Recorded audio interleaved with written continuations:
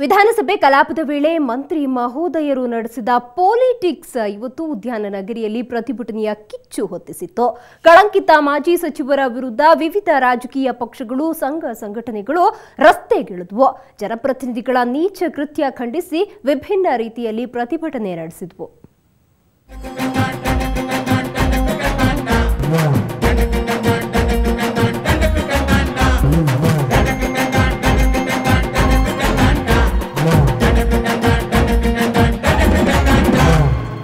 ಅಬ್ಬಬ್ಬಾ, ಅದೇನ್ ಪೋಸು, ಏನ್ ಡ್ರೆಸ್ಸು, ಅದೆಂತ ಸೆಕ್ಸಿ ಲುಕ್.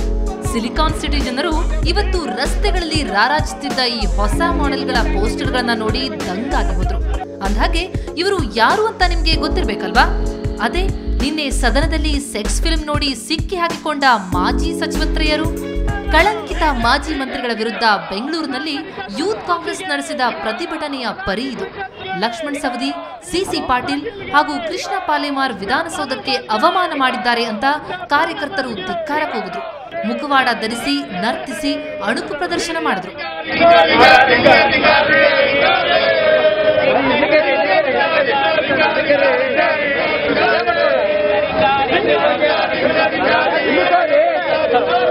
ಇತ್ತ ಯುವ ಕಾಂಗ್ರೆಸ್ ಮಹಿಳಾ ಘಟಕದ ಕಾರ್ಯಕರ್ತೆಯರು ಕೂಡ ಬಾಯಿ ಬಡಿದುಕೊಳ್ಳುವ ಮೂಲಕ ಸಚಿವತ್ರಯರ ಕಾಮಕಲಾಪದ ವಿರುದ್ಧ ಆನಂದರಾವ್ ಸರ್ಕಲ್ನಲ್ಲಿ ವಿಭಿನ್ನವಾಗಿ ಪ್ರತಿಭಟನೆ ನಡೆಸಿದ್ರು.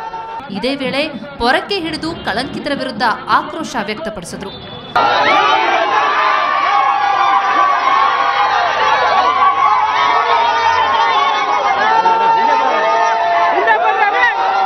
ಇನ್ನು ಇದರ ಮಧ್ಯೆಯೇ ಉದ್ಯಾನ ನಗರಿ ರಸ್ತೆಗಳಲ್ಲಿ ಇವತ್ತು ಕತ್ತೆಗಳು ಓಡಾಡಿದ್ವು.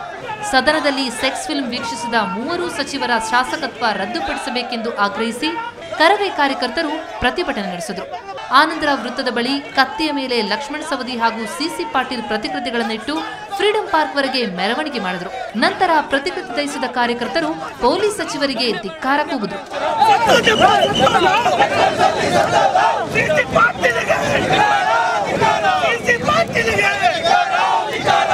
ಮತ್ತೊಂದೆಡೆ ಜೆಡಿಎಸ್ ಕಾರ್ಯಕರ್ತರು ಕಾಮಕಲಾಪದ ವಿರುದ್ಧ ಬೆಂಗಳೂರಿನ ಆನಂದರಾವ್ ವೃತ್ತದ ಬಳಿ ವಿಭಿನ್ನವಾಗಿ ಪ್ರತಿಭಟನೆ ನಡೆಸಿದ್ರು. ರಾಜ್ಯಕ್ಕೆ ಅಂಟಿದ ಕಳಂಕ ಪರಿಹಾರವಾಗಲಿ ಎಂದು ಪ್ರಾರ್ಥಿಸಿ ಉರುಳು ಸೇವೆ ಮಾಡಿ ಜೆಡಿಎಸ್ ಯುವ ಘಟಕದ ಕಾರ್ಯಕರ್ತರು ಗಮನ ಸೆಳೆದರು.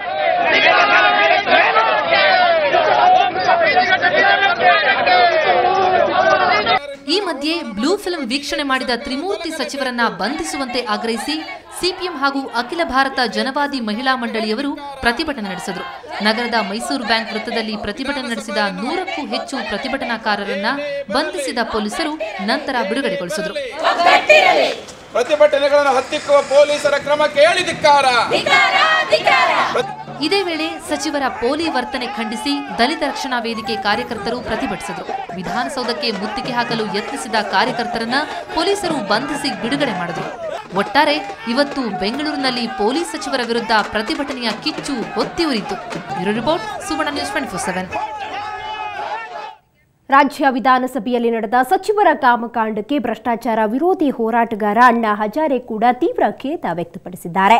ಬೆಂಗಳೂರಿನಲ್ಲಿ ಈ ಕುರಿತು ಹೇಳಿಕೆ ಬಿಡುಗಡೆ ಮಾಡಿರುವ ಅವರು ತಪ್ಪಿತಸ್ಥ ಜನಪ್ರತಿನಿಧಿಗಳನ್ನು ಕೂಡಲೇ ಸದನದಿಂದ ಅಮಾನತು ಮಾಡಬೇಕು ಎಂದು ಆಗ್ರಹಿಸಿದ್ದಾರೆ.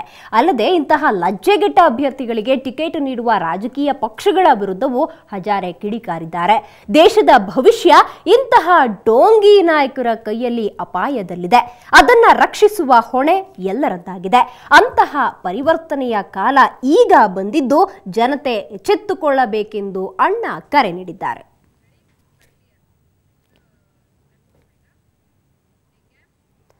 ಬೆಂಗಳೂರಿನ ಮಡಿವಾಳದ ವಿಶೇಷ ಗೃಹದಲ್ಲಿರುವ ಬಾಲಾಪರಾಧಿಗಳು ನಿನ್ನೆ ದೊಡ್ಡ ರಾದಾಂತವನ್ನೇ ಸೃಷ್ಟಿಸಿದ್ರು. ರಾತ್ರಿ ಇದ್ದಕ್ಕಿದ್ದಂತೆ ಸಿಟ್ಟಿಗೆದ್ದ ಬಾಲಾಪರಾಧಿಗಳು ವಿಶೇಷ ಗೃಹದಲ್ಲಿನ ಕಿಟಕಿ ಗಾಜು, ಟಿವಿ, ಲೈಟ್ಗಳನ್ನು ಪುಡಿ ಪುಡಿ ಮಾಡಿದ್ರು. ಈ ನಿಟ್ಟಿನಲ್ಲಿ ಇವತ್ತು ಬಾಲ ನ್ಯಾಯಮಂಡಳಿಯತ್ತ ಮುಖ ಮಾಡಿದ ಅಧಿಕಾರಿಗಳು ವಿಚಾರಣೆ, ತನಿಖೆಯಲ್ಲಿ ಫುಲ್ ಬ್ಯುಸಿಯಾಗಿದ್ರು.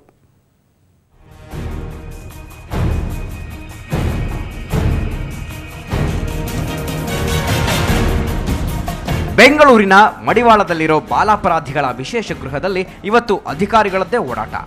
ಒಂದೆಡೆ ಮಹಿಳಾ ಹಾಗೂ ಮಕ್ಕಳ ಅಭಿವೃದ್ಧಿ ಇಲಾಖೆ, ಮಾನವ ಹಕ್ಕು ಆಯೋಗ, ಮಕ್ಕಳ ಹಕ್ಕುಗಳ ರಕ್ಷಣಾ ಆಯೋಗ ಅಧಿಕಾರಿಗಳು ಹೀಗೆ ಒಬ್ಬರ ಮೇಲೊಬ್ಬರಂತೆ ಬಾಲ ನ್ಯಾಯಮಂಡಳಿಯತ್ತ ಪರೇಡ್ ಮಾಡ್ತಾ ಇದ್ರು. ಇದೆಲ್ಲ ನಿನ್ನೆ ರಾತ್ರಿ ಬಾಲಾಪರಾಧಿಗಳು ನಡೆಸಿದ ದಾಂಧಲೆಯ ಎಫೆಕ್ಟ್. ನಿನ್ನೆ ರಾತ್ರಿ ಸಿಟ್ಟಿಗೆದ್ದ ವಿಶೇಷ ಗೃಹದಲ್ಲಿರೋ ಬಾಲಾಪರಾಧಿಗಳು ಕಿಟಕಿ ಗಾಜು, ಪೀಠೋಪಕರಣಗಳು, ಟಿವಿಗಳನ್ನ ಪುಡಿಗೈದು ಬೆಂಕಿ ಹಚ್ಚಿ ಗಲಾಟೆ ಮಾಡಿದ್ರು. ಅಲ್ಲದೆ ಮೈ ಕೈ ಕೊಯ್ದುಕೊಂಡು ನಾಟಕೀಯ ಸೀನ್ ಕ್ರಿಯೇಟ್ ಮಾಡಿದ್ರು.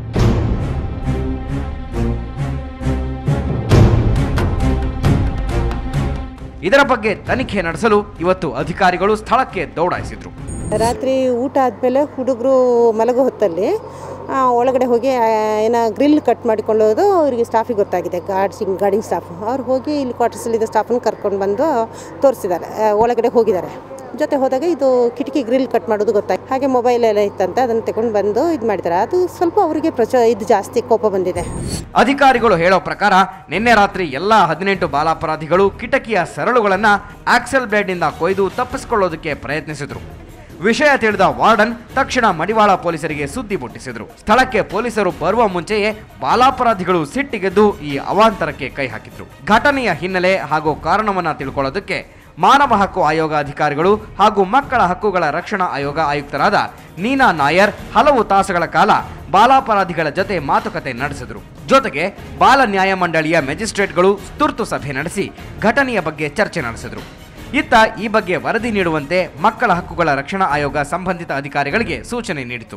ಈ ಥರ ಮಕ್ಕಳಿಗೆ ಇಲ್ಲಿ ಸೇರಿದ ತಕ್ಷಣ ನಾವು ಇಮಿಡಿಯೇಟ್ಲಿ ಅವ್ರಿಗೆ ಯಾಕೆ ಈ ಥರ ಮಾಡಿದ್ದಾರೆ, ಯಾಕೆ ತಪ್ಪು ಮಾಡಿದ್ದಾರೆ, ಅವ್ರ ತಂದೆ ತಾಯಿ ಮನೇಲಿ ಏನೇನೋ ತೊಂದರೆ ಇರುತ್ತೋ, ಖಂಡಿತ ನಿಮ್ಮ ಮಕ್ಕಳು ನಮ್ಮ ಮಕ್ಕಳು ಅಲ್ಲಿ ಇಲ್ಲ, ಬೇರೆಯವರು ಬಡವರು ವಲ್ನರಬಲ್ ಗ್ರೂಪ್ಸು ಅದವ್ರನ್ನೇ ತುಂಬ ಕೊರತೆ ಇದೆ. ಸುಪ್ರೀಂ ಕೋರ್ಟ್ ಅವರು ಡೈರೆಕ್ಷನ್ಸ್ ಪಾಸ್ ಮಾಡಿದ್ದಾರೆ. Legal services authority should look into cell ಕೊಡಬೇಕು, ಲಾಯರ್ ಹೆಲ್ಪ್ ಕೊಡಬೇಕು, ಅದೆಲ್ಲ ಹೇಳಿದ್ದಾರೆ.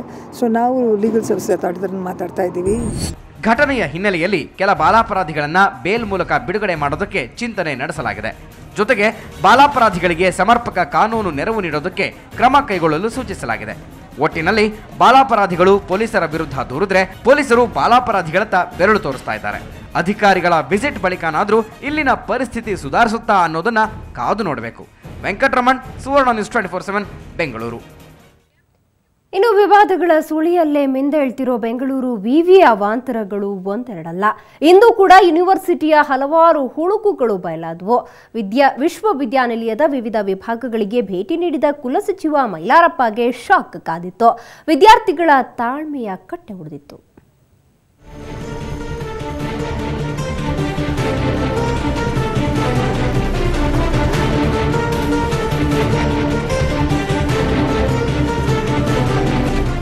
ಇಲ್ಲಿ ನೀವು ನೋಡ್ತಾ ಇರೋದು ಬೆಂಗಳೂರು ವಿಶ್ವವಿದ್ಯಾನಿಲಯದ ವಸತಿ ನಿಲಯ. ಹೊರಗೆ ಸೂಪರ್ ಆಗಿದ್ರೆ ಒಳಗೆ ಮಾತ್ರ ಹುಳುಕುಗಳಂತೆ ಸುರಿಮಳೆ. ಈಗಾಗಲೇ ಗದ್ದಲ ಗೊಂದಲಗಳಿಂದ ಸುದ್ದಿಯಾಗ್ತಾ ಇರೋ ವಿವಿಯ ವಿವಿಧ ವಿಭಾಗಗಳಿಗೆ ಇವತ್ತು ಕುಲಸಚಿವ ಮೈಲಾರಪ್ಪ ಭೇಟಿ ಕೊಟ್ಟಿದ್ರು. ಇಲ್ಲಿನ ಈಜುಕೊಳ, ಹಾಸ್ಟೆಲ್, ಆರೋಗ್ಯ ಕೇಂದ್ರ ಮುಂತಾದ ಸ್ಥಳಗಳ ಅವಸ್ಥೆ ಕಂಡು ಅವಾಕಾದ್ರು.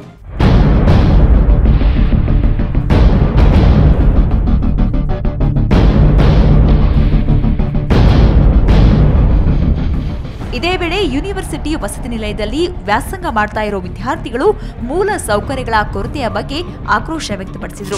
102 ರೂಮಲ್ಲಿ 521 ಜನ ಇದ್ದಾರೆ. ಒಂದು ರೂಮ್ಗೆ 2 ವಿದ್ಯಾರ್ಥಿಗಳು ನೆಲೆಸಿದ್ರು, ಸ್ಟೇ ಮಾಡಿದ್ರು. 202 ರೂಮಲ್ಲಿ 204 ಜನ ನೆಲೆಸ್ಬೋದು. 521 ಜನ ಇದು ಕುರಿಗಳನ್ನ ತುಂಬ್ದಂಗೆ ತುಂಬ್ತಿದ್ದಾರೆ. ನಮ್ಮ ಮೇಲೆ ಕೇಸ್ ಹಾಕ್ತಾನೆ, ಪಿಟ್ಟಿ ಕೇಸ್ ಹಾಕ್ತಾನೆ, ಒಳಗಾಕಿಸ್ತಾನೆ, ರೌಡಿ ಅಂತ ಪಟ್ಟ ಕಟ್ತಾನೆ. ಇಂಥ ಒಂದು ಸ್ಥಿತಿ ವಿ ಸಿ ನಡೆಸ್ತಾ ಇದೆ. ಅಂದರೆ ಅವನು ಅಪ್ಪರ್ ಕ್ಯಾಸ್ಟಿಂದ ಬಂದಿರೋ ಇದರಿಂದ ನಮ್ಮ ಕಷ್ಟ ಗೊತ್ತಾಗ್ತಿಲ್ಲ. ದಲಿತರ ನೋವು ಅಂದ್ರೆ ಏನಂತ ಗೊತ್ತಿಲ್ಲ ಅವನಿಗೆ.